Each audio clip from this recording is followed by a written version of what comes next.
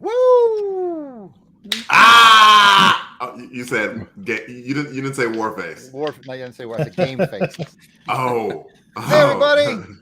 This is my game face. And this is my war face. I'm just gonna say welcome everybody to this, My happy face. live. Everybody ignore Jason. We're gonna welcome you guys to this live stream. We're gonna be lion face. A live recording of Longbox Crusade episode. Good gosh, like we're never gonna get through this. That's what happens when you go live. Oh, people. Pat, you know what, Pat? You tell them what we're gonna do. Oh, really? Okay. Yeah. We are going to be recording a Longbox Crusade episode 36, Avengers number 221 today. I think that's 1982, right, Pat? 1982, Like yeah. that. Cover date of July 1982, yeah. Mm-hmm. Cool. Yeah. Yes. Who's hosting? Oh, yeah. Yeah, who's hosting? Let's go ahead and put the host right up there. We go. There he is. We're in for a bumpy ride, folks. There you go. Oh, there you go. And then I gotta get that shield off of Jason's face. Wouldn't have it any other way. See, we needed one more. Like we clearly recruited one person. We got Van there, and we needed one more, and we could have had like an Avengers crew. Mm-hmm. Much like I don't bring a lot to the Avengers table. I'm like the Warren Worthington III if he didn't have money. Neither does Hawkeye. Hey, you don't shut up about Hawkeye. I love Hawkeye now. Look at me. I'm a regular ass human with arrows. Well, he's all playing hard to get. Like you guys were hoping for Hawkeye cast out of us. Come to the wrong I love place. Hawkeye, man. You all need to shut up about Hawkeye. You know what? Let's check in with our special guest. Van out Plexico, how do you feel about Hawkeye? I have so much to say about Hawkeye. I just don't even know where to begin. I've been giving him special attention in all of the Avengers read through I've been doing, and oh Lord, and then it's interesting because there's a scene in this comic book that actually kind of bookends that in a different way, and we'll talk about it when we get to it, but. There is like this ongoing Hawkeye soap opera saga that runs through all the Avengers, and it's really weird. Yeah, I noticed he did not commit to an opinion on Hawkeye. I was that too. I'm not sure I liked where he landed on Hawkeye. I can. He's the biggest pain in the ass in the entire Avengers history, and I mean, I would have kicked him out in the first. That's why Jason likes Hawkeye. That's why I like Hawkeye. Yeah. In his second appearance. No, we talk about this in all the Avengers. In Hawkeye's first issue in the Avengers, he's like, "Oh, Captain America, you're so great. I would do anything to join your great team. It would be such an honor." And Cap's like, "Okay, welcome aboard." And then like Hawkeye's second appearance, "Hey, Glamour Pants, why don't you let a real man run the group?" And, I'm just like, and he did, and he did well. Well, to be honest, that's like exactly the same thing I did on the AU Wishbone. First, you got to get in, and then you make your change. Mm-hmm. That's right. That's what we did on the Longbox Crusade. Yeah, I'd have kicked him out. Oh my god! And it's every issue after that. He just keeps it up and keeps it up, and I'm just going, why does Cap put up with this? You know, because Hawkeye's the best there is in the game. Oh boy. Well, Delvin, since you're hosting today, by the way, I'll take care of catching all the names of the people in the chat for our giveaways later on the show, so don't worry about that. I've got it covered. Kathy's here. Very cool. I got Kathy and Head Speaks have joined so far. I see some people watching, and come on in if you want to enter the raffle for free stuff. Sweet. Are we going to just start right away, or are we going to do some bantering back? I'm ready. I'm ready. Well, that's two, and Pat said he's ready. That's three. But before we go, for those of that you are watching, make sure you hit that like and subscribe button. Hit that like. You can hit it more than once. Why do you have to smash it? Like, why can't you gently press it? Caress it softly. That's right. Clockwise, a little counterclockwise, and then boop. I like to smack it. You know what? Just before we start, I want to make sure, Van, do me a favor. You've got a Yeti, I assume, somewhere off screen. Yeah. Okay. would you go on that little settings wheel at the bottom on StreamYard and just make sure that that's selected? Because I think you sound better on the Wishbone than you're sounding here. I want to make sure you have the right microphone selected. So there should be a settings button near the bottom. Looks like I have it. I might need to turn my gain up or something. I have it set to the voice meter output so that I can run things like the soundboard and everything. So let me just. I don't want you to have to redo. I mean, you don't sound terrible. I don't want you to redo everything. And so that's what Van's head on the top looks like. How's that? Is that any better? I think so. Did that change anything? Check. Testing 1, 2, 3. Did that change anything? Yeah, because at first it sounded like you were saying some disparaging things about Hawkeye. I know that couldn't be true. So. Here we go. That had to have been the microphone. It had to have been. But is that better, or should I leave it like it was? Or I think it's slightly better. I think we're okay. I just turned the gain up a little bit. I mean, I just noticed when he, especially if someone else is speaking, he really drops out, and Jason's been speaking a lot for a change. I think we'll be okay, especially if we're all very sharp on our mute discipline today, which I know we always are. Speaking of which, I'm going to go on mute. Delvin, this is your show. I see Jared looking at me, so I better go on mute. I see 3 mutes. I'm waiting for a 4th with Van there, who is not on. 4 mutes. It can't be 5 mutes because that would. I came off of mute to congratulate Van for going on to mute. I appreciate that, Jared. It's always nice to be at a place of gratitude. I'd like to come off mute to appreciate Jared. I came off mute Van to explain that I don't normally use that mute because it doesn't do anything. I record through the soundboard on my computer. If I mute this, it doesn't do anything. So I'm not used to using that. It's all technical. Who cares? That's why I'm like, I don't even know where this thing they're talking about is. I use this. And plus, if you do a show with just one other guy, if it's just 2 guys, you don't really. This is how I usually do. Depends on the guy, really. Problematic. Like now, everyone's just talking and not on mute at all. I'm gonna go back on mute. Okay, all right. Now everyone is back on mute again. See, like how hard it is. Listening audience to lead this group of monkeys, it's not easy. That's all I'm saying. That's me, the leader. I'm the Leo of the group here, and no one else. That's why anyone else came off of mute to say this is bull crap.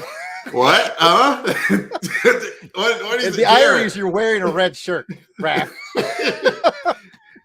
Jared, set the example. Go on mute. Muting. What is wrong with you? We're running a show. Oh, geez. All right. We are starting the show unless anyone else has a bit to continue. In 3, 2, and you're listening to the Longbox Crusade podcast. I've already messed up. That's great. All right. Let's start one more time. 3, 2, and you're listening to the Longbox Crusade podcast episode 36. Featuring Avengers, Volume 1, number 221, cover dated July 1982. Hello, and welcome to the 36th episode of the Longbox Crusade. I am your host, Delvin. Some call me the Dark Web, and the Longbox Crusade is a podcast where each episode, a random cover month and year is chosen, and then an issue is selected from one of the Longbox Crusade crew members' comic collection. Each episode, we will summarize, review, and reminisce about the issue, ads, and events of that time period.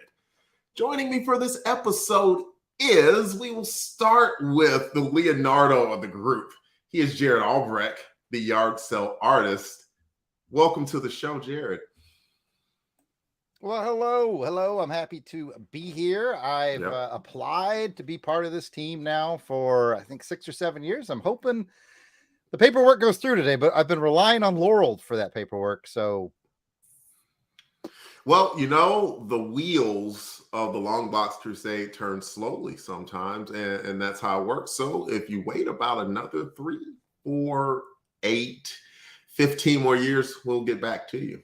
Sounds fair. Yep, absolutely. And we will move on to Jared's brother. He is which one is he? Is he the Donatello of the group or he's the Mike of the group? Nope. Donatello. Nope, Mike. There it is. He is the Michelangelo of the group. He is Jason Albrecht. We call him Weasel Skull. Welcome to the show, Jason. I thought I was the wise mentor. I'm Splinter. That's who I'm appointing myself. Nope, getting head shakes. No, hey, I'm with you, Jared. I also put in my application. I want to be one of those 2 Avengers.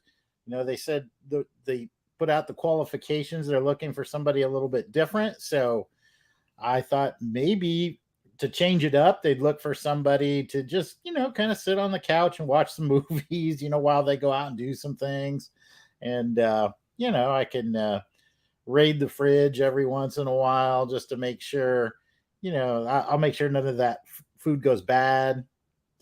Nothing gets spoiled. We don't want to waste anything in Avengers Mansion. So that's what I'm going to contribute to the team. I'll keep them up to speed on all the great shows that are going on. And I'll make sure that the fridge and the food doesn't go past the food in the fridge doesn't go past the expiration date. And that's what I'm going to contribute to this team. I'm a shoo-in, right? Yeah, I mean, I don't even know why you're worried about application. You're already a part of it. You're a part of the core. Like, yeah, you're okay. I mean, it's Jarrett the one that has to wait with the application and everything. Don't worry, Jarrett. It's coming. It's coming. Like gears, slow. Don't worry, man. It's coming. It's not coming. All right, moving on. What did you say something? No. I was breathing. It just sounded loudly. Sometimes it comes over the mic. There's a lot of gain. Moving on. We have the Donatello of the show.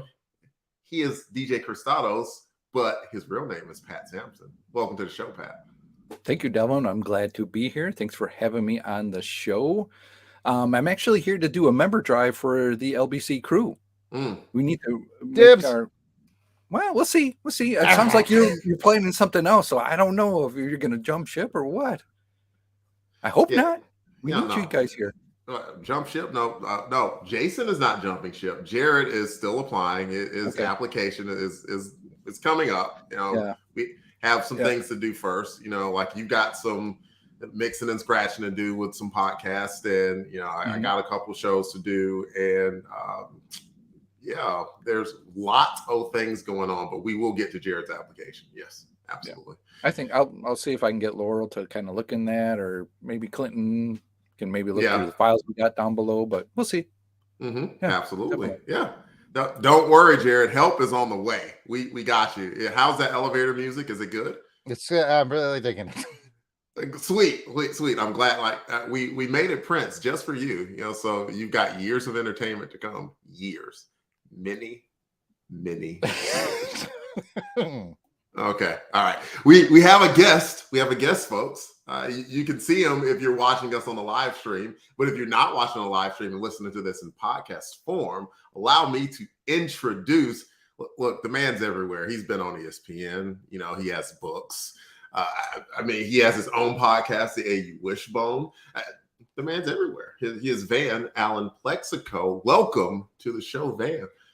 He's here. He's there. He's where Van Plexico. Yes. His own theme song. I already am a member with A1 level security clearance. Could you put a word in for me? And it was even signed by Henry Peter Gyrick and William Clinton there. So since the 90s, you'll note full security clearance. So look, well, I mean, absolutely no denying that. So I mean, we've got our core four, and like, you know, we need just two people, you know, to take the place here. Like, Jared, could you please put your hand down? It's not a question about my membership. I wanted to ask Van a question real quick, actually, just so the viewers could be familiar with his. We invited him on because this is an Avengers issue, and he's got a bit of an Avengers thing going on. So I want him to talk about what he's got going on with that. I do. Several months ago, we began to read all of the Avengers, and so I've got a YouTube show that's been going up on the White Rocket TV is the name of the channel, where a lot of the stuff that we do at Dragon Con, other stuff goes up. The James Bond thing we did, you know, in LA went up there. And I'm posting the Avengers videos, where basically about twice a month, either me by myself or me and some other Avengers related guest come on, and we started with Avengers #1 from 1963, I guess, 62, 63. And we've been working our way up, and we're in like the 20s now. So I have a lot of like very recent firsthand experience and reading some, the original Avengers comics, and it's given me some interesting insights I didn't expect. So maybe we'll hit on some of those. Share one. What's an interesting insight? Well, as we were talking about a minute ago, that when Hawkeye comes aboard the team, he seems so earnest and really wants to redeem himself and is so modest. And then as soon as they let him on board, he tries to overthrow Cap, insults him at every turn, criticizes everybody and everything, and wants to be the leader. And I'm just like, the 180 that he takes as a character is just unbelievable. And I was ready to throw him off the team immediately. And I just don't understand. I don't understand why Stan Lee thought it was fun to have a character that acted like that in the Avengers. And I don't understand why Captain America put up with him acting like that. He should have been put on probation within 2 issues. Seriously. And I mean, it's because it's not even fun. It's just annoying. But that's one example. The other big example, Delvin, is that I've been noticing is how the Hulk is such a subplot for the first year or so of the book, because he quits almost immediately, but then becomes kind of like the background, not the villain, but like their whole focus becomes, we got to track down the Hulk. And a lot of the other adventures they have is while they're trying to track down the Hulk. So that's kind of interesting too. And neither one of those things that I really expect going in. I'd kind of forgotten about that. That is interesting. I will count that as your current crusade, by the way. Lest I forget that this is the Longbox Crusade. We go through everyone and ask them what their current crusade is in 10 words or less. Actually, you took everyone's word, so we're just going to go to a commercial. I'm kidding. All right, let's start back with Jared. And in 10 words or less, my friend, could you please tell us your current crusade? Preparing for Dragon Con. That was really good. I was totally prepared to dump. Like, that will reflect very well on your application, by the way. Yes. It's been bumped up to 14 years. Now, Jason, your current crusade in 10 words or less. I recently completed my crusade of organizing my comics. I don't believe you. Neither do I. It's true. It's true. Ruby Bartlett. There you go. I believe you, Jason, and I believe in you. All right, Pat, your current crusade in under 10 words or less. My current crusade is getting LBC Gaming up and running and playing some Final Fantasy. Woo! I got the official strategy guide here. Am I the character with that big ass sword? That's why I want to be that guy. No, that's Cloud. Pat's Cloud. Yeah. Why is he who am I?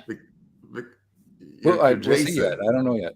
You're Jason. Like we've already discussed this. No. I'm somebody in that game. I want to make sure I'd be well represented in that game. You are somebody, Jason. Laurel! And I will get to my crusade. My crusade in 10 words or less is I have been working out with a silverback gorilla. There we go. That was 10 words or less. I don't even have to explain that. I want that to just hang by itself. And back to the script. We invite you to be a part of the show by submitting your comments and memories, which will be read later on in the show. All links and pictures for this episode are in the show notes, which can be found at the website longboxcrusade.com. Please add the podcast to your favorite podcast feed or on Apple Podcasts. You can also follow the podcast on Facebook, Instagram, and Twitter at Longbox Crusade. We hope you come along with us on this crusade to read them all. I'm going to add one thing. YouTube, like us, subscribe to us, and yeah. Now, before we get started with the episode issue review, let's take a quick podcast promo break. We will be right back. Shall I keep moving, gents? Jared nods. Mm-hmm. Pat says, mm-hmm. Jason nods. Van, should I continue? Van gives me a thumbs up. All right, that's 4 for 4. I can continue. Today's adventure from the Long Box is... Oh, wait, I forgot to say welcome back from the break. Welcome back from the break. Today's adventure from the long box is Avengers Volume 1, number 221, cover dated July 1982. The credits for this issue are provided by Mike's Amazing World of Comics website, and here we go. The comic title, Avengers 221. The publisher was Marvel. Cover date, July 1982. The on-sale date was April 6, 1982. Cover price was 60 cents. The editor was Jim Salicrup. The writer was David Michelini. The penciler was Bob Hall. That is hard to pronounce. The inker is Brett Breeding. The letterer is Janice Chiang. The colorist is Christy Shield. This book was reprinted in Avengers, I Am an Avenger, trade paperback 2010. Avengers, The Trial of Yellow Jacket, trade paperback in 2012. The Marvel Masterworks Volume 310, Avengers, Volume 21, hardcover of 2021, and Marvel Unlimited. And here's Jared, who's working on getting to be a part of the core team with the cover description. I just started the second coat of wax on your car, Delvin. Man, I appreciate that. That was nice. That was so nice of you. All right, cover description. The Marvel Comics logo is white letters on a black banner. The Avengers logo is yellow with blue highlights. There is no corner box. In its stead is a question: who will be the newest member of the Avengers? The red backgrounded cover is nothing more than a roster of possibilities with their respective headshots. I'm going to go through a list of these possibilities, and I'm going to assign someone here on the panel to say the catchphrase or maybe something that person is thinking on the cover. And I know that I don't have to explain it beyond this because Delvin gets to go first, because the first one is Power Man. What would he say, Delvin? Sweet Thanksgiving. Close enough. Next up is Spider-Man. Pat. Pat's on mute. Hey, Bunky. Next up, Wolverine. Van Plexico. Shut up, bub. Nice. Dazzler. Jason. Disco Fever. Hawkeye. Back to Delvin. I do more than shoot arrows. Okay. No, Rom. Pat. One more time. Pat. I can't get enough of that. The Invisible Woman. Van. How many teams do you want me to be a member of? Daredevil. Jason. Y'all got any legal issues? Ant-Man. Back to Delvin. Let me join. Let me join. The Hulk. Pat. Hulk hungry. Doctor Strange. Van. 15 million different outcomes of this issue, and you had to pick this one. The She-Hulk. Back to Jason. Y'all got any legal issues? Yes. You would do that. Well, I'm so proud of you. Delvin, you got the easiest one of all. Black Bolt. All right, Pat. Spider-Woman. Hey, y'all. I'm totally Spider-Woman. I'm totally Spider-Man, yes. And finally, it's the Silver Surfer. Back to Van. Forsooth in all the cosmos that I should be reduced to being on the cover of this stupid magazine. And we've rounded them all out. That's everybody who's on the cover. And with that, I hand it back to Delvin. Oh, man, that was highly amusing. I mean, you keep this up, man. I mean, upper middle management potential right there, Jared. I got to tell you. Okay. Cover and art. We should talk about that and what we thought about it. Let's start with Pat. Pat, what did you think about the cover and the art work contained within it? Overall, I thought it was good. When you picked this one for us to choose, I thought that this brought back some memories as a kid, because in 1982, I had this one as a kid. It got purged through my early years of like, oh, I'm going to get rid of some stuff, and so I can boost my G.I. Joe collection. So I use that money to get more G.I. Joe comics. But this was one that I had for a long time, and the iconic cover of it just really stood out for me.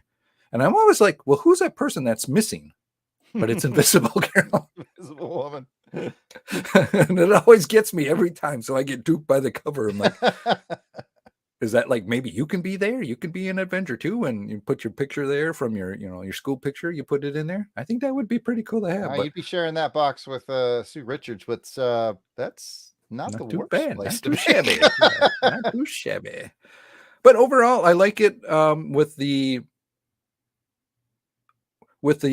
portraits of the characters, like Wolverine. Man, that's what he looks like when he's clean shaven. Interesting. Yeah, looks almost respectable, doesn't he? Yeah, pretty cool. And as for the blank panel, we are living in an invisible world, and I am an invisible girl. We pass it on to Jason. Jason, what do you think about the cover and the art? I think it was really smart marketing. I'm thinking back to 1982, and I don't remember if I bought this issue or not. I was big into reading Star Wars and Indiana Jones at the time. Those were kind of the two main comics I was picking up. And I do remember seeing this on the rack, and I think that it's, again, like I said, smart marketing, because it opens up that possibility. It's like, hey, you're in on some secret decision that the Avengers are going to make. It's like draft day. And here's some representatives of who could possibly be making that team. And they've got a wide range of folks, from the listers like Spider-Man and Daredevil, but then they've got, if you're into Defenders, you got some Doctor Strange in there. You got Rom the Space Knight. You've got, Power Man from Power Man and Iron Fist. So from a marketing standpoint, I think it's really well done, and it's a good concept. I'll stop there. Totally agree with you, Jason. But rather than hearing me talk, let's hear Van talk. Well, first, I think it's funny that right there at the top in the second and third spots, you have the two characters that would be such a big deal when Bendis would have them join just a few years later, and they make such a big deal out of it. Here, Wolverine doesn't even appear, spoiler, in this issue, and Spidey gets a couple of pages. This cover, I'm very much of two minds about this cover, because I had a subscription during this time, so I was getting them regardless of what the cover looked like. I was going to have it. And so as somebody who was just getting the issues and wanted a cool cover, I look at this and go, this is a terrible cover, because it's just a bunch of boxes. And then, like you keep pointing out, one of them doesn't even have anybody in it, because it's a joke, but it's a joke that leaves you with just an empty space on the cover. So I hated this cover as far as it came in the mail to me in a brown wrapper. But in terms of like marketing, like somebody said a minute ago, getting somebody to buy it off the spinner rack or whatever, I think it's a brilliant cover, because it asks a question and it asks you to participate. And not many covers ask you to participate, right? It's even got little check boxes next to each name where you can check them if you wanted to. Get your Sharpie out and ruin your comic, ruin that resale value. So, I mean, it's like I say, it's a terrible, terrible cover and a really, really smart, clever cover at the same time. So there you go. Van says terrible and clever. I'm interested in what Jared has to say. Well, I'm going to completely agree with Van and Jason. Like, as far as an action-packed bang pow, it's not there. But it's the cover that if you're spinning this on the rack and you see it, you're like, oh, hell yeah, I want to know. I mean, they've laid it out for you. They've said there's going to be 2 new Avengers. They're on this cover, more than likely. So are you interested in which 2 it's going to be? I'm like, I don't even read the Avengers, but I'm like, yeah, I'd like to know who's going to be on that. So yeah, low on action pack, but the marketing value is great. It's kitschy. It's memorable because of that. So interesting that it's not a whiz bang. We're fighting Galactus or Hoover Vac, or I don't know the Avengers. I don't I do my best, but yeah, what a great marketing tool. I love it. And as for me, I picked this cover up last week. 1 week ago, there's a little mini con here at Charlotte. And one of my buddies, Dean Hardy, who runs Hardy Boys, I think Records and Comics is the name of his store. He has 2 stores in the North Carolina area. Came by his store and I was like, I want to give you money. I flipped. And I remember seeing this cover from somewhere. I was like, this is a cool cover. It was like $6. I'm like, yeah, I'll pick it up. And yeah, because it is fun. Like, and it's cool that, like Van mentioned, like the first 3 characters are characters that weren't introduced to the Avengers for probably about 20 years later. It took another 20 years for Luke Cage, for Spider-Man, and for Wolverine to be a part of the Avengers. And some have never been Avengers. To my knowledge, Black Bolt has never been an Avenger. Neither is Doctor Strange or Rom, for instance, or Silver Surfer. But it's cool that they were possibilities. That maybe if like those are, I mean, because all of those are cool characters in their own right. So even if there were the possibility that one of those characters could become one of the Avengers, you might want to pick this book up. So I think it's an intriguing and interesting cover. So I actually like it. And that was one of the reasons I picked it up. It's definitely a memorable cover. And if it's memorable 40 years later, then it has to have something to it, right? All right. So with that out of the way, we will get to the synopsis provided by, me. I should get to it. The title of this issue was New Blood. The Avengers are looking for 2 new members as Cap, Iron Man, Thor, and Wasp just aren't enough. 6 is the number you want. And the Avengers don't want any weirdos like Moondragon. No, sir. No, ma'am.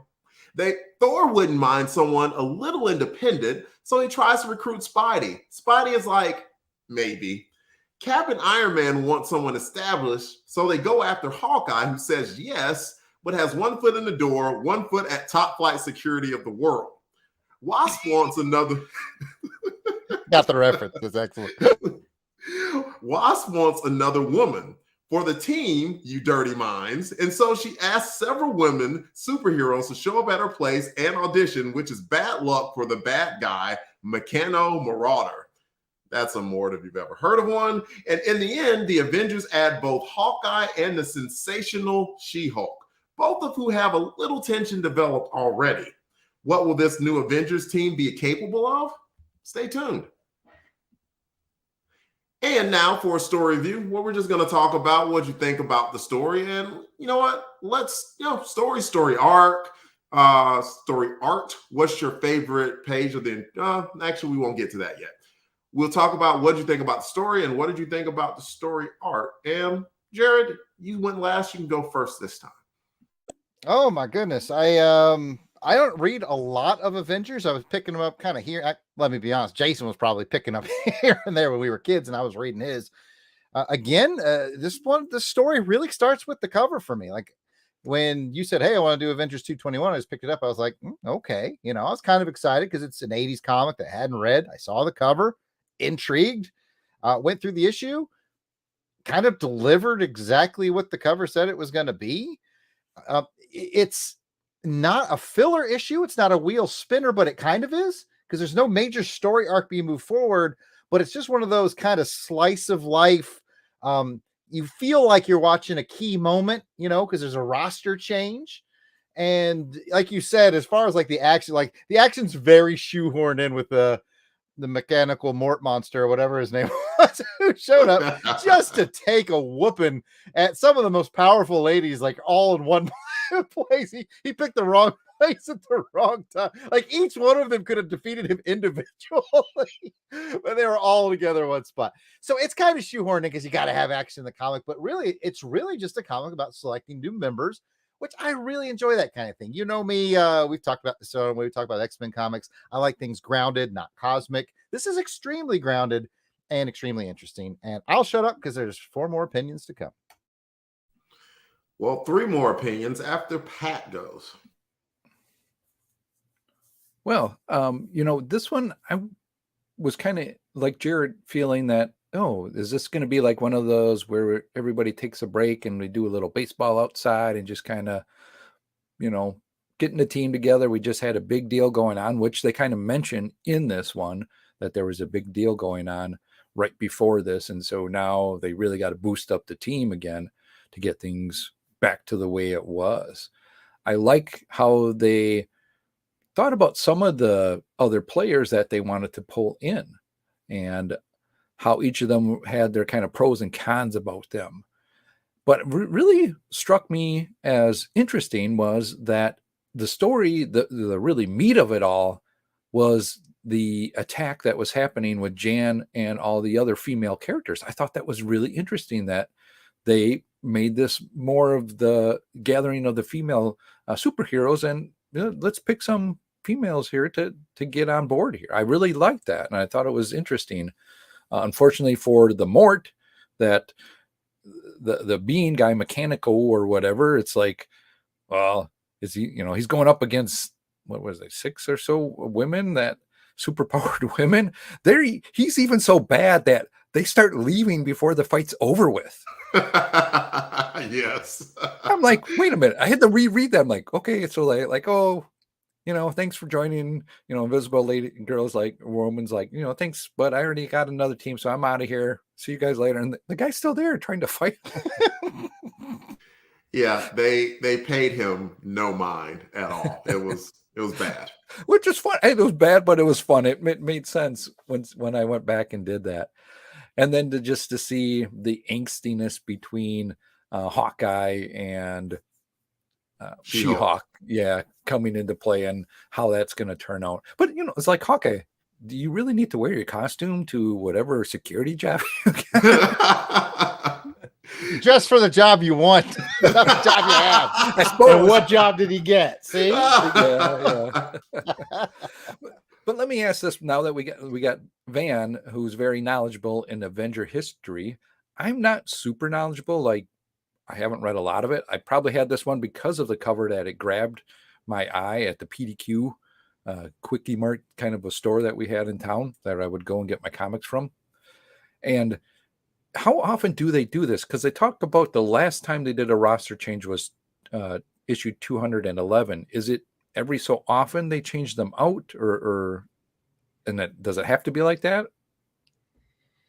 Well, issue 16 set the tradition. That was when they had the old order changeth, and Stan, of course, makes a huge dramatic production out of them changing members, because that was when Iron Man, Thor, Pym, and Janet all left at the same time, and just left Captain America behind to start his own team, and he brought in Hawkeye, Quicksilver, and the Scarlet Witch. So it totally changed the entire team, And ever since then, every few years they'll do something like this where they'll have the old order changeth and bring in new members. This was actually one of the least dramatic that they did, because I think it was 181 after the Korvac saga was over that they did this whole big thing where Gyrick comes in and says, you've got 70 members. That's way too many, and just kicks people out, including Hawkeye. That's the reason Hawkeye was in a bad mood when the Avengers went to talk to him at Cross Security, was because he had gotten kicked out by Gyrick back in 181 to put the Falcon in. And that did not sit well with Clint. He was ticked off toward the Falcon for a long time after. So that kind of held over to this. There's a lot of stuff under the surface that you can just kind of sense in this issue. So. Oh, very good. Thank you. Van, you want to stick with the mic there and talk about what you thought about the book and the art? Yeah, this is well, I will say this was not the first time that Fabian Stankiewicz, or whatever his name is, the Meccano Marauder, appeared. He would pop in every now and then, a couple of issues, just to be like a dumb, gets beat up. Later, Marvel would kind of use the Wrecking Crew for that purpose, like when they need a villain to show up and get their butts handed to them for a bigger story that, they're just there to get beat up. The Wrecking Crew usually serve, but this guy was a third string Wrecking Crew. This is part of what we call the second Jim Shooter era. And the first Jim Shooter era is my favorite era in the history of the book, because that had Ultron, Korvac, and the Count Nefaria, all that. It was just so good. And then Shooter kind of went off for a while, and you had some other people. David Michelinie came in as the main writer, and Shooter was kind of plotting with him for this run. And it really kind of speaks to the very uneven nature of this run. And this issue is a prime example of it, which is that Shooter would have these sort of basic plots, like, okay, add 2 new members, and then Michelinie would go in and make it kind of funny. So all the stuff you're seeing in this issue that's kind of funny is totally David Michelinie. The Meccano Marauder is a total Michelinie thing. The idea the women beat him up while they're still chatting with each other about the party, that's totally David Michelinie. All of, Hawkeye being that's all David Michelinie. So I was really glad that he scripted this one, because I think if just Shooter alone had written it, I don't think it would have been as good. And I don't like this era really, because this is where they're really doing a lot of stuff to Pym that makes me upset as a longtime Avenger fan. This is the exact era where he punches Jan in the face, gives her a black eye. They get a divorce. he tries to create a robot to attack the team to make himself look good, and it just ends up with him in prison. This is like Jim Shooter drags Henry Pym through the mud for about 2 years, and it was frankly painful to read this era. It's not one of my. That's why when Jared told me this was the issue, I was kind of like, oh, it's from that era. Ooh, but then I saw the cover and I'm like, oh no, that was actually a fairly entertaining one from that, that era. So I like this one better than most from this second Shooter run, I think. Yeah, I liked it okay. Mostly because of Michelini. Nice. Jason, you have been waiting patiently, my friend. Go for it. I think one of the things that I really enjoyed about this book were the two Avengers that got chosen for the team. I like having Hawkeye on the team. He always kind of, to me, brought that everyman personality to it. In a team full of gods and geniuses, Hawkeye, somehow seemed to speak to me as kind of a common person. So I could kind of see the team through his eyes. Jared brought up the topic of it being grounded. And I thought as I looked at the art of this, how even the Avengers Mansion back then, like today, it looks all, they're like in the body of a god, basically. That's their headquarters now. But this was back in the Avengers Mansion where you have common furniture, cups of coffee strewn about. And it looks like, it looks like an every person's kind of headquarters, and you get that grounded feeling. And finally with She-Hulk, this has always been an interesting dynamic as I've read through the Avengers, that relationship between Hawkeye and She-Hulk, which starts off pretty rocky here, but over time they really develop an admiration and a respect and a likeness, a fondness for one another. And I'm thinking forward to like the Search for She-Hulk series that Jeff Johns did. I think that was like in the early aughts, and how Hawkeye really plays a pivotal part in finding and rescuing She-Hulk and bringing her back into the fold. So there's a lot of seeds here in this issue that triggered my memory of things that I was really fond of going down the road. And just to wrap it up again, it's very well grounded. This is the A-level team. This is the NFL, or the major league of superheroes, if you will. But when I read through this, I have a fondness for just how well grounded and that it is. So those are kind of my thoughts. I'll wrap it up there. And what I'll add to it is what struck me about this, and it was 40 years ago, but it felt quaint, like compared to the Avengers that I've read relatively recently, because I'm a few months behind. At this point, like, they have dispensed with any of the pleasantries. Like, it's like Captain America calls Iron Man Tony. He does not call him Iron Man. They could be on a mission and it's Tony. And the reason why is everybody knows Tony Stark is freaking Iron Man. It's the same thing. Like, Iron Man would just call Cap Steve. And here in the book, they were still kind of like relatively formal. And also another thing is that Hawkeye would even have a job at top flight security of the world, period. Hawkeye, like, what does Hawkeye do now? He ain't got no job. he doesn't need a job. His job is that he's Hawkeye. And that's the same thing with like Cap. I don't know if at that point, because I know in the 70s, they tried to balance out Cap sort of being an artist and he was doing something else. And him being Cap was a secret identity. And somewhere along the way, they very smartly just dispensed with that whole idea and just said, no, Captain America is Captain America. He doesn't really have any secret identity, and nor should he. It just really doesn't make sense. So that was very quaint. I enjoyed the artwork too. I thought the artwork was good. It was just simple and clean. And probably one of the most interesting things that I thought that were in the book was the woman team, which I'm sure was pretty avant-garde back then, but that women's team would probably make a pretty damn good Avengers team. That would be a powerhouse of a team. I mean, She-Hulk, Dazzler, the Wasp, Invisible Woman alone. I mean, that's one heck of a core four. Right. Don't forget there. Black Widow.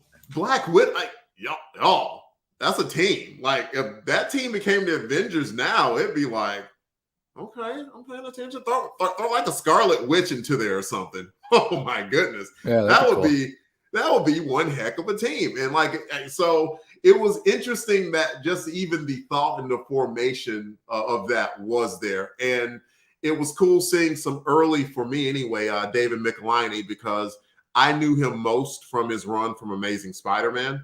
I think he did Iron Man 2, but I haven't really read a ton of Iron Man, but I read a lot of his Amazing Spider-Man. I read literally all of his Amazing Spider-Man. Delvin, he did the definitive Iron Man run twice. Nice. He's like to Walt Simonson on Thor or John Byrne on or Kirby on Fantastic Four. That's what he and Leighton were on Iron Man. Okay. So is this before that then? No, this is right after it. Right about the same time, right after. Yeah. Okay, because you can definitely see in his Iron Man pictures here that everything's really looking sharp on the superheroes. I thought that the art on this issue, I'll just say real quick, excuse me, I didn't mean to interrupt you guys, but I was going to note that Bob Hall, I'm not really that familiar, honestly, with Bob Hall and Brett Breeding. They didn't do a lot of comics I read back in the day, but they do a very Bob Layton-ish look to me. This issue looks like it was inked by Bob Layton. And it may be that Michelinie wrote it, and it just makes me think Bob Layton because the two of them, always were together on Iron Man. But this issue made me think Bob Layton a lot, especially the way Iron Man looks. So may just be a coincidence. And now I'm going to jump in because at Heroes Con, I had the big fortune of having my table right next to Bob Hall's. And I'm like, okay, I've seen his name on some stuff. And then the more he's like the Cars from the 1980s. Every song you like from the 1980s, but you can't remember who sang it, it was the Cars. Like every time, like, oh, he drew that. Oh, okay, Bob Hall drew this. Like, he's just that guy that kind of floated around. And he does these little squares. He calls them his airplane sketches. I have a Bob Hall original. Yeah, I'm going to show off. Of the Joker here. He does these little squares that he calls them airplane sketches because he does these in the airports and on the airplanes when he's going to cons. So he shows up with about 30 of these and he just lays them out on the desk and they're like $60 each. And if you're like me and you're a cheap bastard and you wait until the last day and he's got a couple left, you go, hey, you got anything on sale? And I think he gave you this for like $40 or something like that.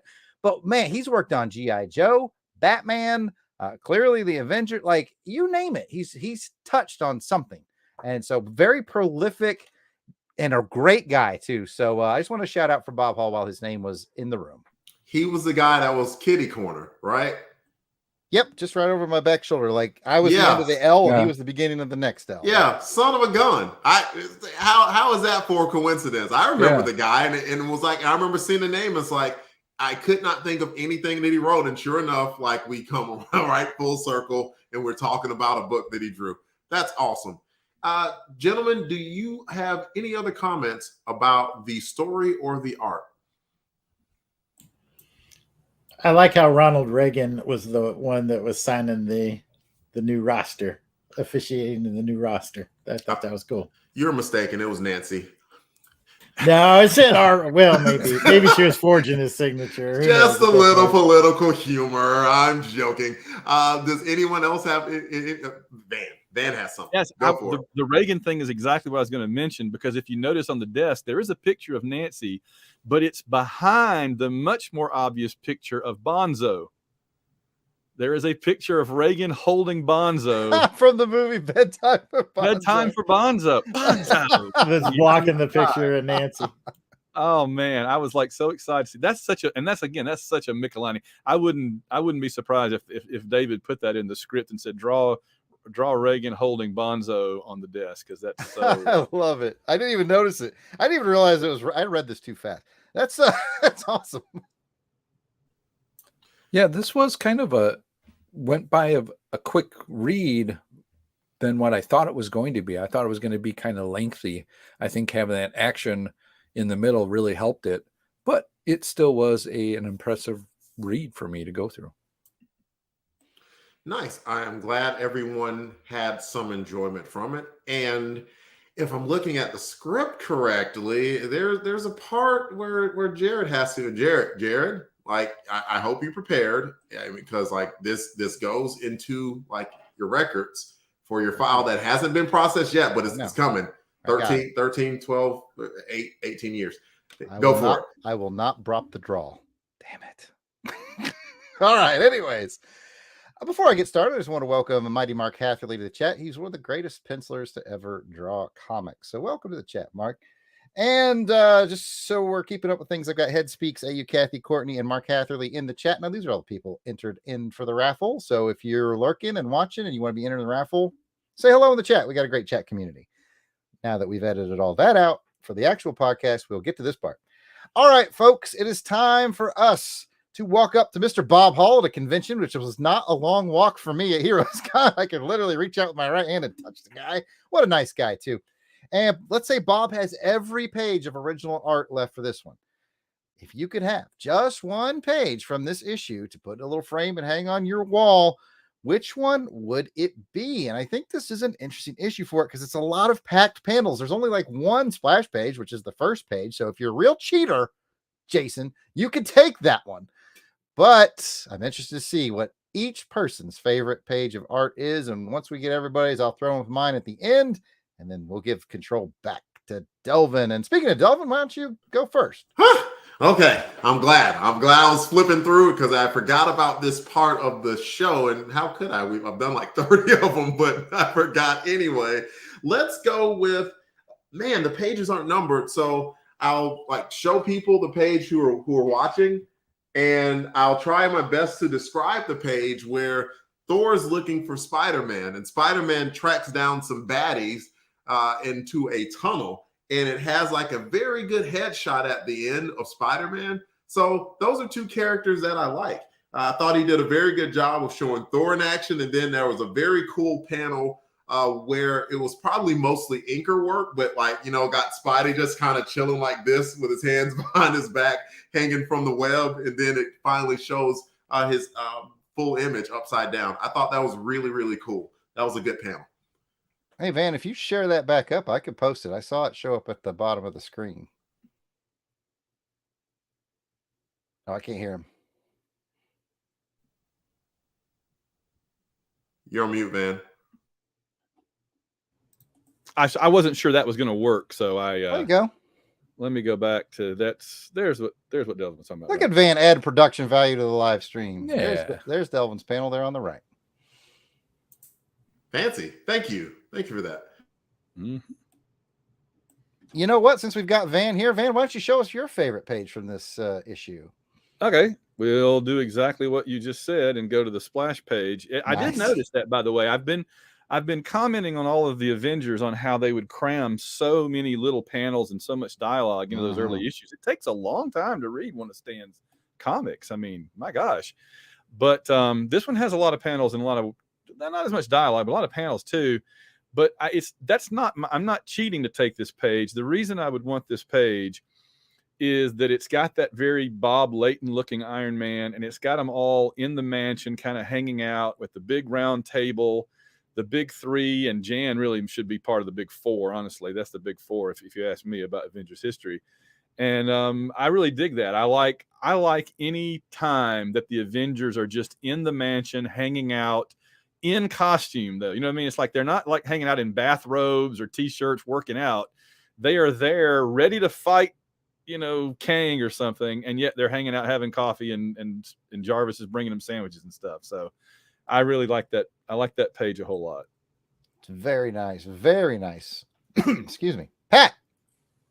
Well, I'm going to kind of piggyback off of what Van said of just kind of them hanging out. I'm going to go with the page that just has Thor kind of sitting there reading his book in that nice comfy chair, and Jarvis is bringing him some mead, at a certain temperature, at 78 degrees temperature. And I also like that Thor, he's a big guy and strong and very wise, but he asks Jarvis, what would you do? And I thought that's kind of cool that he includes Jarvis as somewhat of, the behind the scenes member of the Avengers. Cool. I like that. Yes, leadership trainer Jared fully approves of that. Asking the guy who's been there since the beginning might have some good ideas, not a bad move. I'm glad you picked up on that, Pat. I meant to mention that in my story coverage and I forgot. So thanks for bringing that up, Pat. That's awesome. I think that's everybody. Not quite. All right, here we go. What you got, Jason? I'm going to go with the last page. I think that really sums it up. It sets up the next chapter of the Avengers. You got your new team. I like the Hawkeye She-Hulk element there. Like I said, this is really establishing a relationship that's going to keep moving forward and build upon this moment for decades. And you wrap it up with the Avengers, the new Avengers. I think this is a great page that sums up the issue and really highlights a lot of the stuff I love about the Avengers. So last page for me. I want to add something real quick, Jared. Yeah, I like this. I like this page too, and it was just really cool that they showed you like the height comparison and the difference where you got Janet barely, just reaching over and giving Hawkeye a kiss, and then She-Hulk has to bend down in order for Janet to reach her, and that's actually kind of cool too. Like it just kind of shows what a sweetheart Janet is, and that's really been a staple of her since she's been around. Where she's been the fashionista and all like that, but she really has been like one of the glue characters of the Avengers ever since they've been around, and she's kind of awesome. Absolutely. I was going to say that same thing. So good eye, Delvin. I was going to point out the tippy toe Jan for She-Hulk, even though She-Hulk's hunched way lower. Anyway, you caught it. A good catch. For my favorite page, I'm actually going to go with, I think it's content page 3. So you got to go all the way back the other way there, man. Yeah, right there. It's on the right. I like this one because you get cool capey Thor. You get Iron Man and Cap together. You get Jan, and then you get the 1, 2, 3, 4 of each of them right across the bottom. If I could change anything, I wouldn't give Bob Hall any crap, but I wish there was just a little more maybe backgrounds on those bottom 4. But hey, man, if you got to crank out this many pages in a month, I will cut Bob a little slack, and I do dig it. So those are our favorite pages. If you guys have got this book at home, or if you have Marvel Unlimited, or maybe one of those trades Delvin mentioned earlier, take a look, see what you think, and let us know. You can always comment on our social medias, and I'm going to hand it back to Delvin. Thank you, Jared. And now we're going to just talk about memories. July 1982. Does that bring back any special memories to anybody? Man, I can tell you right now, man, I was 5. I can't think of anything I did when I was 5. Star kindergarten. But let's see. I mean, we have some seasoned gentlemen on the panel, so they might have some better memories than me. Let's start with Jason. Jason, do you have any memories from July 1982 timeframe? Well, I was 11, and my baby sister was just born, so I'd lost my own room and had to room with Jared, which would start a nightmare journey for, say, the rest of my childhood existence. Didn't really stop there. No, I think 1982, I mentioned it before, I was mostly collecting Star Wars and Indiana Jones, but I was starting to get interested.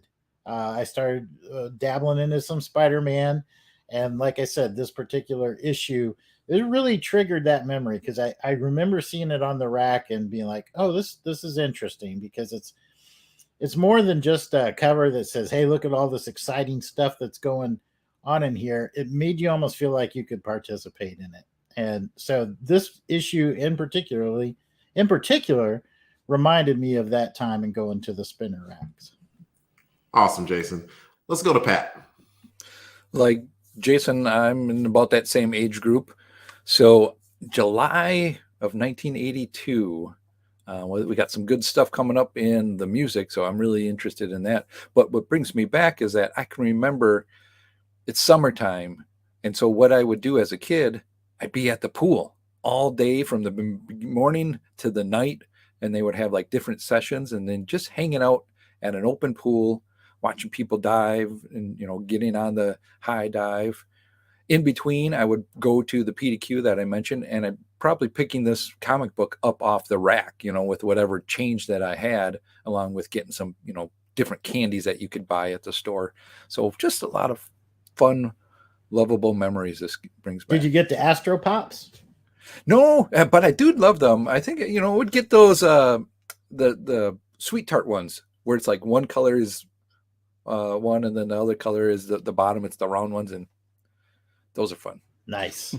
Or maybe even some candy cigarettes, but no heroin. Van, what about you? Summer of '82 makes me think of I had just gotten finished with 8th grade junior high and was about to go to high school. And we were at the tail end of losing to Alabama 9 years in a row. But that fall, Bo would go over the top and we would beat Alabama and beat Bear Bryant in his last. You can stop right there. Fantastic story. Let's move on. I'm kidding. Go ahead. It is a great story. But that was a great summer, too, because we had Blade Runner, The Thing, E.T., Star Trek II, The Wrath of Khan, Megaforce. I mean, Conan the Barbarian. There were just a lot of really good big movies that summer.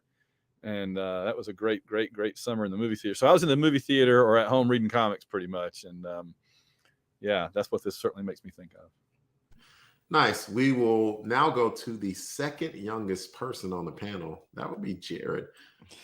Because I was pretty young, I'm going to need Jason's help with this memory. But there was a convenience store that we used to ride our bikes to. Jason and I were living in Muncie, Indiana at the time.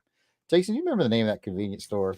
Oh, gosh. It was like 2 letters, I want to say. It was like the P&W or the L. I don't remember. Oh, man. I'll let you think on it. Yeah, let me think on it a minute. Anyways, they used to give us, I think it was a penny for every aluminum can that we brought up there, because I think they were recycling them for 5 cents, but they'd give us kids a penny. And my neighbors, a nice elderly couple, they're the ones that took me to see Octopussy, my first James Bond on screen, but that wouldn't happen until 83. But they would save up all these cans. And I had this big basket on the front of my bike, and I'd put them in, and I'd have like trash bags full of cans, like on my shoulders, and in the basket, like completely unsafe, weaving in and out of the road as I drive up there. I'd ride up there, usually with Jason, and he'd have cans too. We'd give him like 200 cans, which was $2, which was enough to grab a couple of comics. And this is how Jason and I would do it, and we'd grab those comics and bring them back. And that's how we were doing comics in the summer of 82. And then come nighttime, sometimes Jason would take pity on me and bring me along over to his buddy John's house. And we'd watch, for those of you in the Midwest remember this, we'd watch Sammy Terry in the evenings. He was like the local host that would put on scary movies from like the 50s and 60s at night. And that was summertime viewing right there. And that's what I remember about the summer of 1982. Like Count Floyd. Ooh, scatty kids. Ooh. Yeah, or who's the guy that does it now? He's big on Twitter. Spenguli. Yeah, it's a lot like that. Yeah. We had a guy like that too. Terry. Man, I wish I could remember the name of that. It's gonna bother. I'm gonna remember at 2 a.m. what the name of that convenience store was. Yeah, because that reminds me, because it was like Valentine's Day, because both my best friend John, who lived on the same street as us, as Jared was saying, he and I both had a crush on April Sparks when we were at grade school. It was Valentine's Day, and I had to go and get. I wanted to get her some chocolates, right? So John and I decided we would both go in. We would throw in and get her some Valentine's Day chocolates. So we drove up to, and I can't remember the name of the store, but we were going to get some of the Valentine's Day candy from this convenience store. It's like a 7-Eleven, if you think of it like that. But they had like Star Wars cards and baseball cards. So we bought some of those. By the end of that time, we didn't have enough money for the Valentine's Day chocolates. So we ended up getting her a bunch of penny candies like Tootsie Rolls and those chocolate footballs that are wrapped in the gold foil. And we found an old cigar box and threw it in there. And that's what we smooth operator. That's what we gave her. Yeah. Don't know why that never worked out. Don't you? I mean, there's a little bit, but it's okay. I mean, you were young and you were much smarter and wiser. Man, it It was probably the football candy. It would probably chose was. something different. Yeah. I wish I cannot think of a single doggone thing from July 1982. I know that at 5 years old, that school year, I started kindergarten. So there was that. And I remember, like, I didn't last long at that first school because I went to the neighborhood school, and then somebody decided that I was smart. Keep in mind, this is Birmingham, Alabama. So, I mean, how high could the bar be? I'm from there. That's why I can say that joke. And they moved me to the magnet school later on at the start of 83. And the rest for me was nerd history. So that's the best memory that I have from 1982. That brings us to the end of this part of the show. Got a comment or question? Send us an email at contact@longboxcrusade.com or make a comment on the Longbox Crusade Twitter, Facebook, or Instagram page and YouTube. You can call us and leave a voicemail that we might play on the show. Leave us a message at 707-532-5269. That's 707-532-LBOX. Pick up the phone. Man, Jared, with the drop in, I'm moving the process up now. 7 years tops now. That's awesome. We will be right back. I think it was the Village Pantry. Yes, the VP. That's why I was thinking 2 letters. You got it. It was the Village Pantry. And I was thinking VP. VP is 2 dumb letters to put next to each other, though, if you ask me. Oh, look at the sad face right there. I'm sorry. I take it all back. Every word. Oh, I get it. Delvin got it first because he went to a magnet school. I was like, wait a minute, whose name starts with a V? It's not mine. Process of elimination. Mine has a V in it, but that's not with me. All right, let's keep going, y'all. Okay. Time to do the back half. All right. Welcome back from the break. Let us continue with the show. Now it is time to scan through the featured issue of Avengers 221, Volume 1, let's not forget, for the top ads that stood out to us in a segment called Add It Up. Add it up. See what you got. You got to add. We can't do that anymore, but it will forever stay etched in my memory. Let's see. We are going to talk about some of the ads that stood out in the issue. Can we show those on the screen too? Man, you're awesome, sir. And it's probably better than the very terrible pictures that I took when they asked for me to take them. But we will now talk about what ad stood out to us most in the book. And Ben, since you were the one who could provide us these awesome images for the viewing audience to see, why don't you go first? Okay. There weren't a lot of great ads. I don't think we had a Hostess fruit pie ad in this one, which is a big disappointment because that's always a surefire attention getter. I gotta say, I hate this version of Willy Wonka. It doesn't look anything like Gene.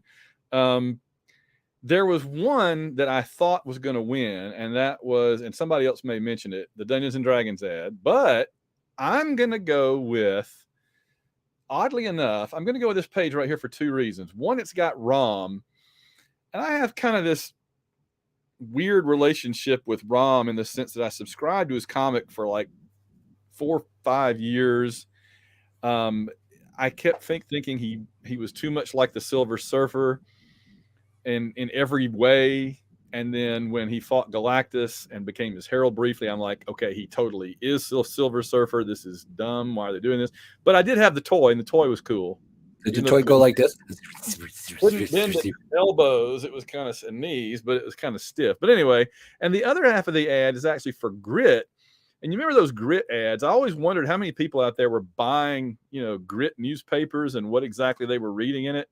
And I did a little research for a while back for some other project, and it turns out that like the family that owned Grit owned like half of Williamsport, Pennsylvania, and they donated the land for the baseball stadium that the Little League World Series is on, which is why the Little League World Series is played in Williamsport, Pennsylvania. You'll notice right there on the comic, Williamsport, Pennsylvania. So Grit has a very tight connection to the Little League Baseball World Series. Isn't that crazy? Who would have ever thought it? That is really dang cool.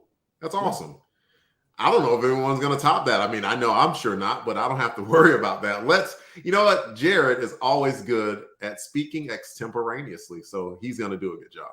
No problem. If you go a couple pages to the right, man, you will land on the bullpen bulletins page.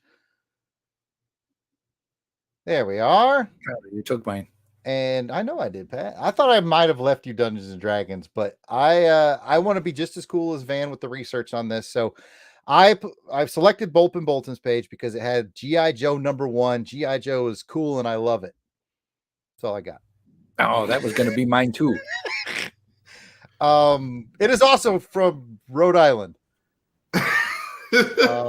Make up something. We won't know it's true. Okay, I'll tell you something that is true about G.I. Joe. And they are out of Rhode Island. They're big Boston Red Sox fans, the owners of Hasbro. And so much so that one of the Joe's, Cutter, has a Boston Red Sox cap on. And they have it in their bylaws that anyone who writes their characters, you can never have Snake Eyes associated with the New York Yankees. Like, he can't wear a New York Yankees anything because they're such Red Sox fans. They will not have their A #1 character sporting anything to do with the Yankees. That is a true story. That's all I got. It's not as cool as Vance, but I tried really hard. Hey, I thought you did a great job, and I support that level of petty, to be honest with you. Absolutely. If I owned G.I. Joe, you wouldn't have no Alabama Crimson Tide on nothing. I wouldn't even let the bad guys have it. I'd be like, Destro is too cool for Crimson Tide stuff. You know what? Raptor is too cool. Oh, shoot. Aaron's still in the chat, isn't he? He likes Raptor. Crystal Ball is too cool. Anyway, you get where I'm going with this joke. I do, and I 100% support it. Pat, were you going to piggyback off the G.I. Joe love there? Well, I was going to choose that one just because it's the G.I. Joe first issue came out around this time. So that's where they're kind of represented it there. But I will take the Dungeons and Dragon one since we're talking about companies and where they're from. The Dungeons and Dragons is TSR.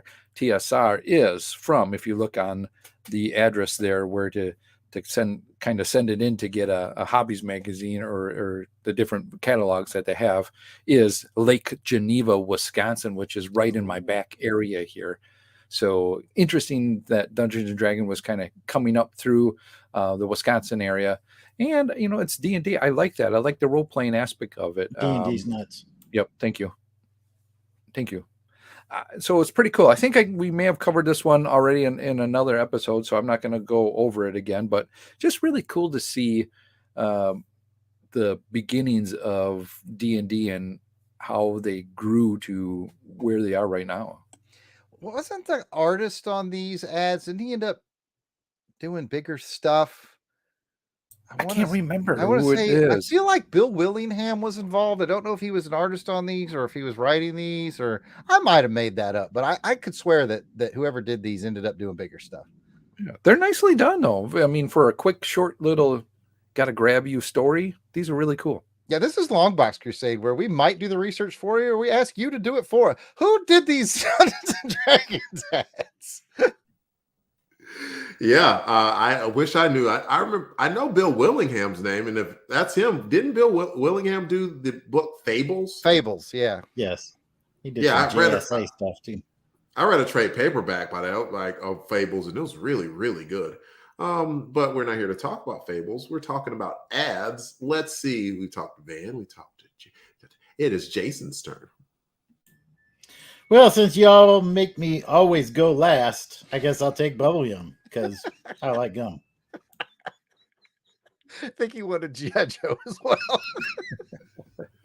I mean, you all could riff and show love for G.I. Joe. And hey, you didn't go, you went next to last, Jason. I'm the one that had to go last. And I was hoping y'all didn't pick and y'all didn't. Mine was the very first ad of the book, and it was Cracker Jack.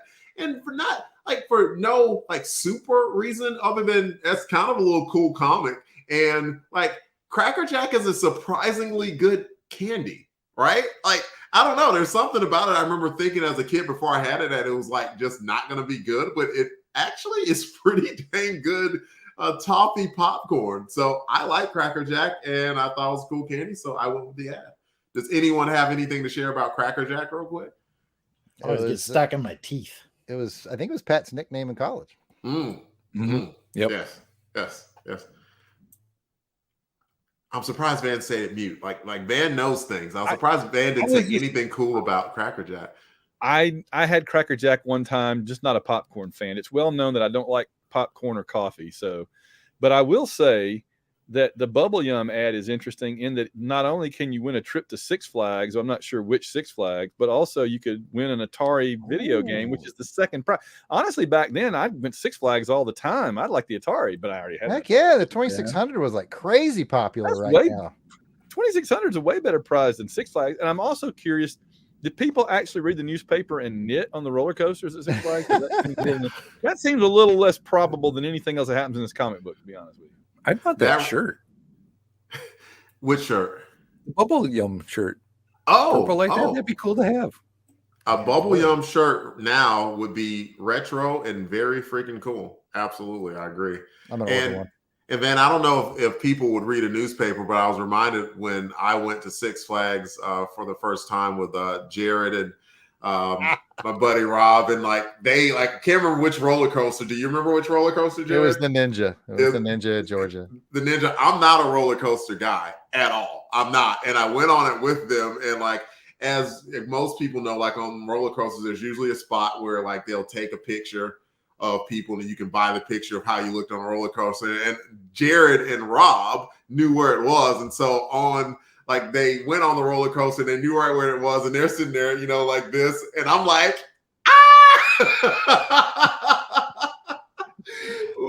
Good times. Looking terrified out of my mind. So I don't know whether or not anyone would be reading a newspaper, but there are some people who are very casual about their roller coaster use. Well, I gotta tell you, we were at Universal a couple of months ago, and I rode the new Velocicoaster or whatever, the Velociraptor Jurassic Park roller coaster, and I consider every minute of my life since I rode that to be a gift. I thought I was going to die. I don't mean it was going to scare me to death or I was going to have a heart attack or anything. I mean, I thought for 90% of that roller coaster, I was convinced it was about to fling me bodily across the park where I would land on the concrete or crush some other people. I was hanging on for dear life and thinking this thing is not nearly tight enough to hold me in. I do never again will I get near that insane roller coaster. Good gosh. Amen to that. And but they spared no expense. It looks like Courtney Holland provided an answer for us for the Dungeons and Dragons ad. It says Gary Gygax and Dave Arneson is the ad answer. So if anyone prepared to believe her. Yeah, I'm prepared to believe her too, because I don't know. And Gary Gygax is the originator of the Dungeons and Dragons. We might want to look it up. None of this has to be in the show, obviously, but Pat, you cut and scratch as you please, sir. Yep. And I will go ahead and move on in the script.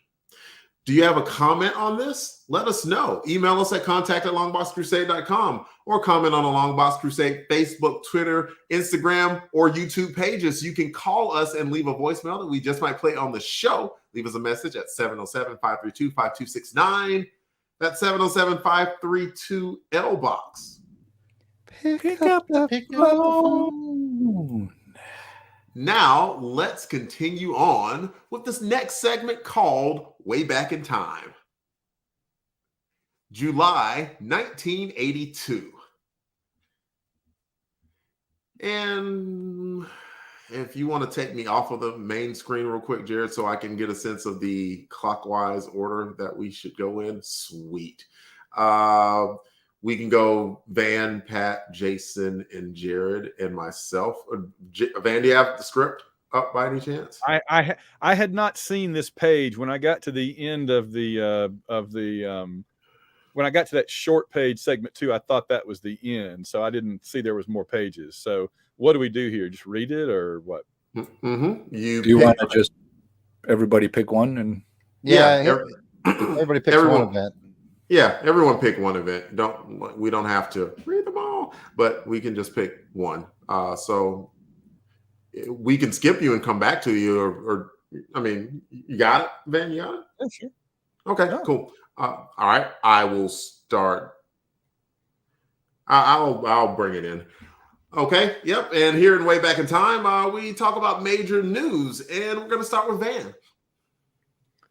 Well, I noticed that on July 14th of that year, the musical film adaptation of Pink Floyd's The Wall, directed by Alan Parker and starring Bob Geldof, and written by Roger Waters, though interestingly, none of the band members actually appear in the movie, only Bob Geldof and other actors, premieres at the Empire in Leicester Square in London. I'm a huge Pink Floyd fan. I just saw El Monstero live. They're the big St. Louis Pink Floyd cover band. They're amazing, and so I'm a big Floyd fan. I liked it. Yeah. We don't need no education. Yeah, there was one of the coolest teachers that I had my senior year at Auburn. Like, he wheels in the TV like we were in elementary school, and we're like, "What's going on?" And he like pops in the tape and starts playing the video for Pink Floyd, The Wall. And I can't remember what it transitioned to, but that was a really cool lead. So that was so good you can't remember the lesson. Yeah. The important thing is I saw The Wall and it was cool. All right, Pat, go with the next one, please. I'm going to go with one from July 24th, the single that everybody knows, The Eye of the Tiger. You know, it's the thrill of the fight. Let me tell you something, Pat. If you went to Auburn University, you'd hear it at every sporting event. Oh, I believe that. I would believe that, yeah. But this by Survivor from the Rocky III soundtrack starts its 6-week run at #1 on the U.S. charts. Wow. It's a fantastic song. And yes, I'm biased, but even without the bias, I think it's a pretty dang cool song. And essential 80s. Absolutely. Jason, go for it. Oh, no, Jared had something. Go for it, man. Oh, I was just going to say, like, you know how it's played at the beginning of like every Auburn sporting event, like when they're announcing the lineup. I totally pull a Fletch. Remember Fletch when he dreamed that he was in the Lakers? Like, I dream that I'm playing for the basketball for the Auburn Tigers. Like, you're starting center, 6'3", 6'8" with the afro. It's Jared. All right, I got another quick Auburn factoid for you there, Jared. In 1992, Alabama and Auburn both celebrated the centennial of their football programs. Alabama had the group Alabama play in Tuscaloosa for it. Auburn had Survivor because of Eye of the Tiger play. Winners, Auburn. Once again, Auburn wins. Woo! Especially on this podcast. Jason, hit us. All right. I think I'm going to go with the baseball one, the very first bullet here. On July 1st, Cal Ripken Jr.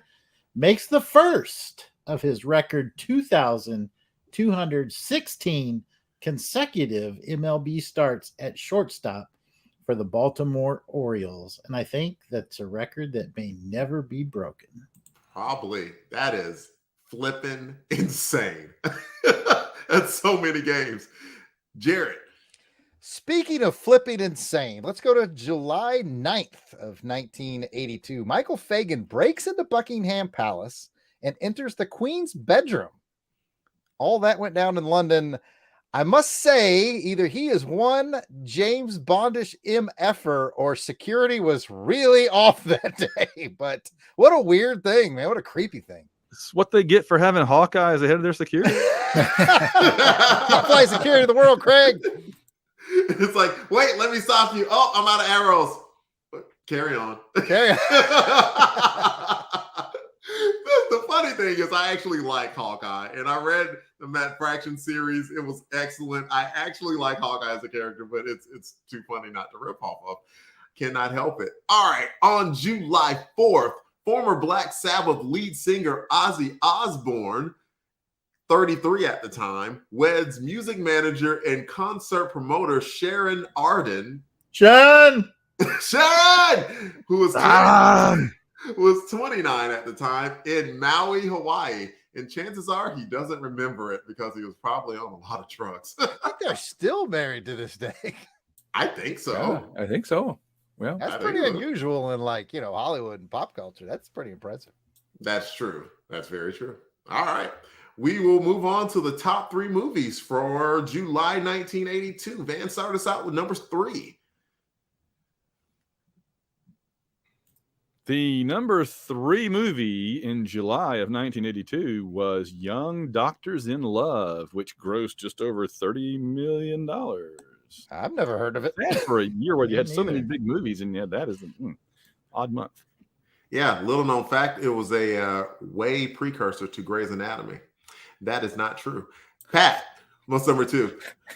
Well, speaking about Grey's Anatomy, coming in at number 2 is the best little whorehouse in Texas. I saw that one. I saw it on HBO. They said it was like a musical. It grossed in about $69 million. Yeah, Burt Reynolds and Dolly Parton, man. Mhm. Of I course. remember because she had that saying. She says, "It's a business to do pleasure with you, gentlemen." Yeah, that's right. I remember that. All right. Well, I get the distinct honor of coming up with the number 1 movie of 1982. I've seen it. I've enjoyed it. It's a little flick called An Officer and a Gentleman. It's got Lou Gossett Jr. I can't remember the name of the guy who starred in it, but it's got Lou Gossett Jr. Richard Gere. Thank you, Gere. Richard Gere. Mayonnaise. I got no place else to go.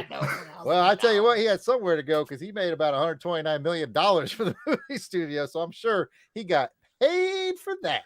Was that the song Love Lift Us Up, Where We Yeah. Belong? Got that right, Delvin. Very good. Yeah. He's carrying Deborah Winger, I can remember her name, out at the end of the movie. And I believe that's the song that plays on the outro. Mhm.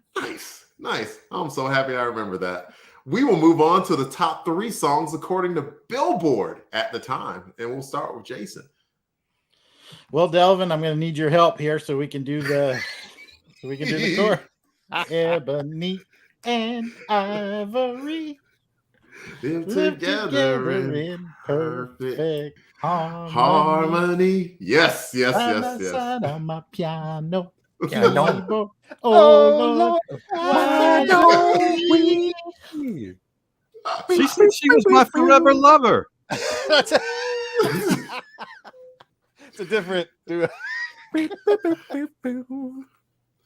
Ebony and Ivory with Paul McCartney and Stevie Wonder, 2 legends of the industry. I mean, you don't even have to say any more about that. Number 2, the number 2 song at the time was Rosanna by Toto. Meet you all the way, Rosanna. Yeah, we're in my wheelhouse now, fellas. Whenever we do the 90s, I'm like, I don't know. I'm out. I don't know these songs.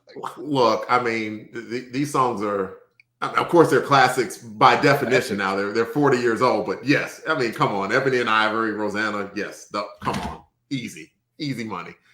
Van will hit us with the number 1 song at the time. Don't you want me, baby? Oh, that's nice. Don't you want me? Oh. Well, The Human League. wait, They're down, only human. down, That much is true. Man, everybody is singing the 80s. I tell you what, man, if you ever, like, I have Apple Music, and if you go to like 80s soft hits, you will not switch the song. Like every song is like, oh, not if you're men or women of a certain age. That's all I'm saying. And me at 45, I'm like, ooh, that song's awesome. Ooh, that song's awesome. Oh, that song's awesome too. So like, here we are, 1982, 3 songs, absolutely recognizable. Number 1 song, just in case you missed it over all of the singles, was "Don't You Want Me" by the Human League, who also has some great songs. Oh man, I'm only human. Oh man. This is why we do Longbox Crusade, so we can remember awesome stuff like this. Keep feeling fascination, Devin. Oh, that's a good one. Another good one. Yeah, yes, that's a good song, man. Yeah, Human League has some good ones. Are they a British group? Oh, they've got to be, surely. If they're not, they're honorary because they just seem like it. Yeah, they got that sound, that certain sound. Yeah, like I absolutely could imagine the Human League like doing like a James Bond song, especially at the time. Like if they didn't pick Aha or Duran Duran, they could have picked the Human League. And now I am imagining the Human League doing a Bond song, and it's pretty awesome in my head. It's shaken and stirred only for this man. Oh man, awesome. That brings us to the end of this part of the show. Got a comment or question? Send us an email at contact@longboxcrusade.com. You can also follow and leave a comment on Twitter at longboxcrusade, and please subscribe to our feed on YouTube. We will be right back. Final You good? stretch. Final stretch. All right, get ready. Get ready. Be limber. Be limber. Right. This is what we prepared for. This is what we, did those push-ups and sit-ups for us to get through this segment. I stretch my hip. Good job, Jared. And I will not give you crap about that. Thank you. Before we get back, did any of y'all watch Come Out to Play? Like, Jared had the most elaborate setup in history for me not to give him crap about what he found out about his hip. He leads off with this question, like, just out of the blue, about what would I do if I offered a friend some advice and that advice turned out to be true? Like, would I give that friend crap? Like, just pose it as an open question. Then I was like, no, I wouldn't give that friend crap. I'd just, be happy that I gave friend good advice. It's like, good. So now let me tell you, I went to the doctor and the doctor told me that I need to stretch out my hip. Which Delvin's been telling me for about 3 years now. He's like, my hip's sore. I'm like, you should stretch it out. And he's like, F that. I keep it real. I'm not stretching out my hip. I remember Delvin into admitting that he would not give the friend crap. I had all these witnesses. It's been recorded, so I'm covered now. It was very well done. All right. Home stretch, y'all. Sorry, but that was hilarious. We will start now. Wait, you know what? I've been talking. Jared, you want to take this? Sure, I'll bring in do the wrap up. Welcome back from the break. Now let's get to the. Maybe I should let you do it. Let me try again. Now let's get back to the feedback part of the show, where we share your comments, emails, questions, likes, and shares in a segment called Crusader Comments. As always, we are thrilled to kick these off with special shout outs to our Crusaders Club members. These are the fine folks who have joined our crusade. They get early access to special Longbox episodes, voting to help determine show content, and so much more, like raffle giveaways, which are coming up. So these are the folks reaping the benefits and giving some much appreciated support to the show. Jason, you want to kick us off on a clockwise thing? Angelica Wolf. Oh. Auburn Elvis. Blast it or stash it. It's probably the best reading of that we've ever had. It is, yeah. It is. It's good. Braxton Underwood. Captain Entropy. Clinton Robinson. Dave Collins, our battle wagon. Ezra Gallo. Gary V. Gene Hendricks. Gerald Green. Jason King. Jason King. Jeremy L. Oh, here we go. Jim Jarman. I hope you like Jim Jarman too. Yeah. Nice. Jazz hands at the end. Implied. Yeah. Joe Thomas. John Watson. Josh Strickland. Candace Ward. MVP captivating Kathy. Captivating Kathy Bright. I got lost in pants. Oh, there we are. That's it. That's what happens when you do it live. Whew. Mark Ross. Some call him Cluck Trent. Maxwell Trevor. Miranda W. P.D. Devons. Paul Hicks. Rick from Jeff and Rick Present. Rob Morgan. Ryan Daly. Samantha Maney. Sean Urbanski. Spidey 67. Steve Cronin. Tim Price.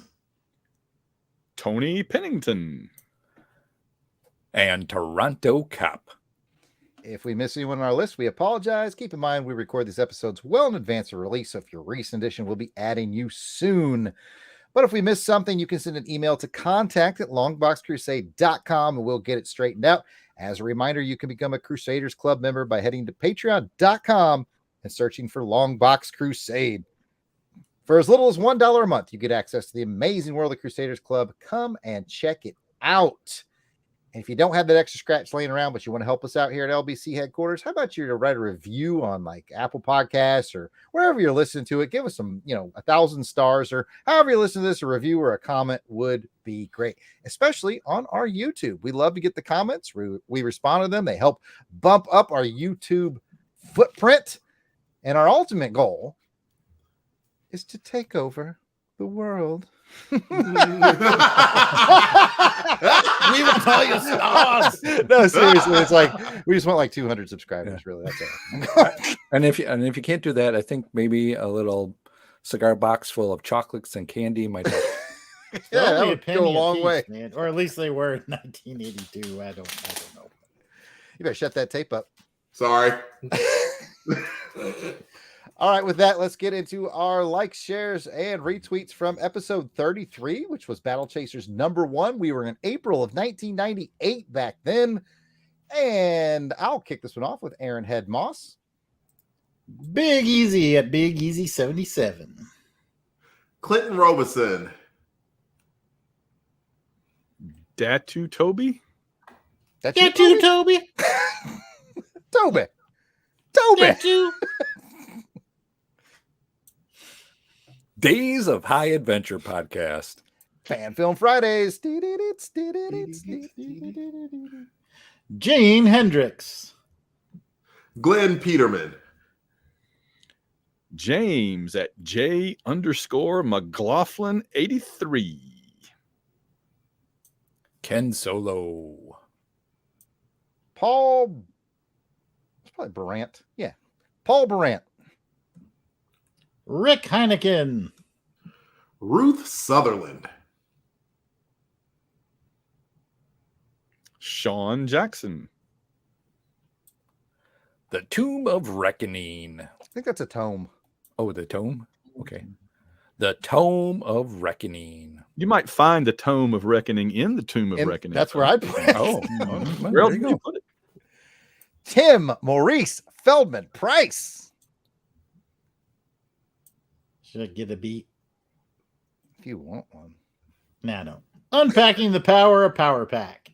Oh, man.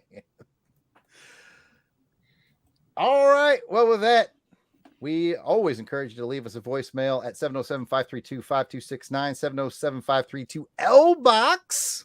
I got it. Pick up the phone. And if we've got one from you, we'll probably play it right about here. And if not, then there'll just be an awkward silence. All right.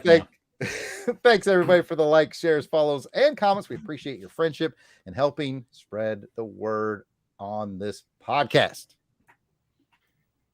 Ladies, gentlemen, that is the show. Please be sure to check out the website Please be sure to check out the website longboxcrusade.com, where posts will be made for journaling this crusade. I want to thank Van Allen Plexico for playing along with our fun games and hijinks. Jared, Jason, Delvin, wait, no, that's me, and Pat for joining me on this episode. But before we go, let's find out where the listeners can find us on the internet, and we will start with our guest, Van Allen Plexico.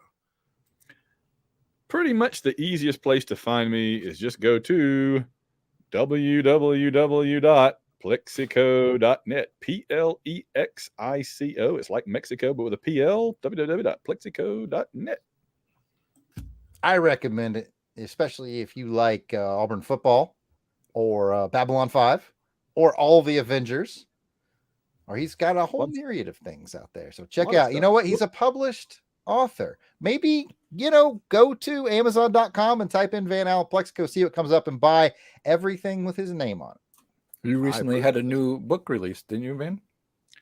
Validus V, a novel of giant monsters and giant robots. I have a whole box of them in my car. I've been selling them out of the back of my trunk, $5 a book all week long. Yeah, I put in my order for 2 copies. Yeah, I think I cut you a deal 2 for $5. And before we get into any more illegalities, Jared, can you tell us where you can be found? Certainly, I'm at Yard Sale Artist, Twitter, Facebook, Instagram. It's all at Yard Sale Artist. You can check out my wares at www.theyardsaleartist.com. If you need $5 Van Plexico books, just give me a call. They're in the back of my car. Jason. You can find me at Weasel Skull on Twitter or Jason Albrick on Facebook and Instagram. If you're on the West Coast and need some Van Allen Plexico books, give me a call. And I got some in the back of my car. I had no idea. I started a cottage industry of illicit black market sci-fi novels. Wow. Bootlegs. Pat. Well, Delvin, I'm glad you asked. You can find me at Christatos01. Also, I have a minivan full of Van Allen Plexico books for $5. And last but not least is me, I guess, DE_RAY1977 on Twitter. And I'm only down to 3 books myself. So we have covered coast to coast of selling Van Allen Plexico's books out of the back of our cars. Should have made crack or something. I had no idea. Just no heroin. Yep, you're the Walter White of fiction. It's also important to note and to finish this bit out that Jared is now an official member of the Longbox Crusade. His paperwork was sped up, everybody. Woo! Yes, thank you. Thank you very Congratulations, Jared. May you survive the experience. Yes, I know that's X-Men, but you know what? I had to say it anyway. I feel like I'm the Jack of Hearts of this group, and there's no way that could turn out badly. Oh, man. Oh, yeah. We got more stuff to read. I should get to it. If you want to interact with us via live chat like we're doing right now, actually, and be entered to win some free stuff on our live raffles like we're about to do, join us for our next episode of Doing It live stream over on YouTube. We do them every second Sunday of the month, and we always start at 3:30 p.m. Central Time.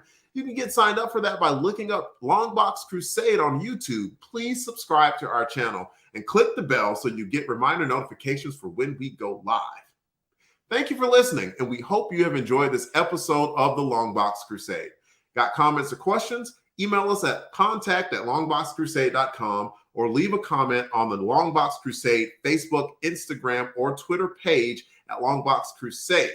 Until next time, take care. And please join us for the next episode as we continue on the crusade to read them all! Sell them all for $5 each. Thanks so much for being here, everybody. Thank you, Van. Yeah. We're going to do our raffle giveaways. Van, you can bail whenever you want. I know you're probably not used to sitting for an hour and 42 minutes, so I appreciate it. unless you and John have like a particularly big Auburn news weekend. Yeah, no. Or Andy and I do the 2-part episode in one episode of Babylon 5, which we did. But other than that, so no, I appreciate that, guys. That was a whole lot of fun as always. So Yeah, thank you for being on Thank you there. for Thanks being for here, putting joining. up with our shenanigans. enjoy those $5 books. Come Oh, see thank me you. and Van at wait, I'll try it again. Come see me and me. I'll figure it out. Come see Van and I. Thank you, Van. At Dragon Con, our tables are usually right next to each other, and you can get signed stuff. You know, some books he's done, I've done the illustrations for, cover work for. Anyway, Synergy. Come see us. Come see us. Cool. Bye, Van. All right, we're gonna do our giveaways. I'm wearing my Action Film Face Off shirt today, so our first giveaway for people in the chat is going to be Action Film Face Off oriented. I found a bunch. I went through a box of DVDs and I pulled out all the ones that we've covered on Action Film Face Off. nuts. So we're gonna give away Raiders Ooh. and Star Trek Into Darkness Ooh. and The Enforcer, one of our very early episodes. Lick it, boom, boom, down. That's Informer. And Big Trouble in Little China. All these have been covered on Action Film Face Off. So we're gonna give away a 4-pack DVD. DVD's nuts. Yes, thank you. I think I have Head Speaks, AU Kathy, Captivating and MVP, Courtney, Monstrous Mark Hatherley, and the Duchess. All showed up in our chat. And so that is 1, 2, 3, 4, 5. I will put my pencil in a random spot, and we'll let Jason pick 1 through 5 today. 3. Oh, all right. Well, congratulations, Mark Hatherley. Your wife, the Duchess, just won these movies. So we are gonna head. They're gonna head your way. So, Bermuda. Yep, they're heading to Bermuda. So, Nice. the Duchess Date night won. in Bermuda coming your way. So the Duchess is the actual winner, but I think we all know that's going to be Mighty Mark who's going to be watching these in the background while he's drawing pictures. All right. All right. With that, all we have left to do is our Club members. So I have that I had that pulled up. Oh, there it is. So about to say talk amongst yourselves. Although I've noticed Patreon site always runs slow. A little slower now, yeah. A little slower. And they've done like a new because everybody's all the members are coming in and they're they're just spending a lot of time there grabbing all that access. they're getting all the access is what. And where would you grab that access, Jared, if they wanted to? I would go patreon.com/Longbox Crusade. Exactly. That's / all the access. Don't type that. That's not real. That's not part of the address. If you do type it, let me know what you. You know what? I just noticed. Did someone change their name, or we've got somebody new? They must have changed their name because it says they joined in December of 2019. We'll talk about that later. Fine. Anyways, according to my roster, we currently have 34 Crusaders Club members. Thank you to each and every one of you. Hey, Huey just got in. What up, Huey? A club member who gets all the access. He gets all the access. Yeah. He gets all the access. Huey, a little bit of world advice for you. When it comes to listening to your significant other, the only thing you need to listen to is the first sentence and the last sentence. Everything else is, meandering explanation. First sentence tells you what you're supposed to do, and then the last sentence again tells you what you're supposed to do. But just in case you missed it, the stuff in the middle is how you're supposed to do it. That's Ignore optional. all that. It's optional. Right. But I've been divorced twice, so maybe take that with a grain of salt. Take this, context. All right, folks. We do a lot of work on another network, which was started by Van Allen Plexico, who is our guest in this one. And the work we do over there is all around James Bond. So we're going to do another 4 DVD giveaway pack. As I went through a box, I found these 4 Bond movies: Live and Let Die, For Your Eyes Only, The Man with the Golden Gun, and Tomorrow Never Dies. 4 Bond films on DVD for our patrons. As I said, the best Bond movie ever. We have 34 patrons. I will put my cursor at a random place, and then I will take a number between 1 and 34 from Patrick. 25. 1, 2, Sorry. 3, 4, 5, 6. Ooh, I should have went higher. 9, 10, 11, 12, 13, 14, 15, 16, 17, 18, 19, 20, 21, 22, 23, 24, 25. I hope you like Jim Jarman too.